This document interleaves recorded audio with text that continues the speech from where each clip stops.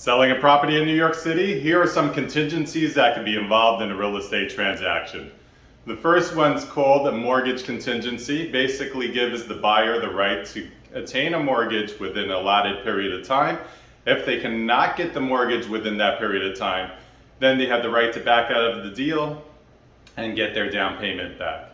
In a more active real estate market, there is also something called a non-mortgage contingency, which basically means that if they can't attain that mortgage, they are jeopardizing their down payment. The next type of contingency we'll talk about is called a title contingency.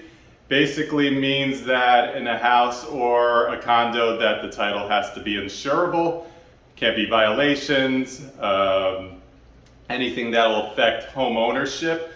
And it also means that the seller will definitely have to have the right to sell to the buyer.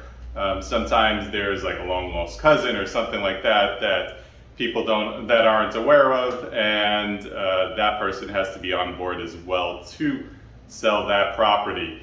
The next one that we'll talk about is called an appraisal contingency, and that means that if they're getting a mortgage, the buyer, that if the house does not appraise for the contract price, then they have the right to do three things. The first thing is they can negotiate with the seller to see if they could come to, maybe they'll bridge the gap, maybe they'll come halfway.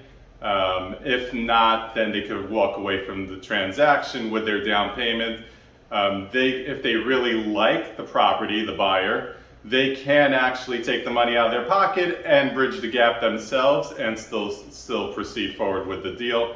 If those two don't work, then they could actually just walk away from the transaction with their down payment in hand. And the last one I'm going to talk about is basically we all have life situations. Most of the time, if we're buying something, we're also selling something.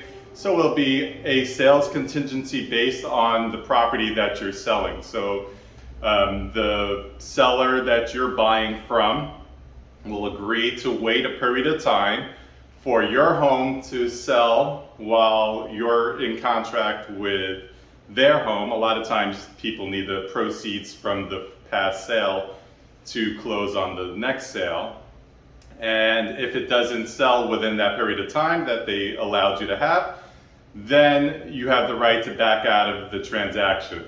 A lot of times the seller will also say, no, if we're taking that risk, we're taking it off the market, then you need to risk some of your down payment or all of your down payment also to make the transaction happen. So it could go a couple of different ways. If you have any questions regarding contingencies, if you enjoyed the video, press like, subscribe.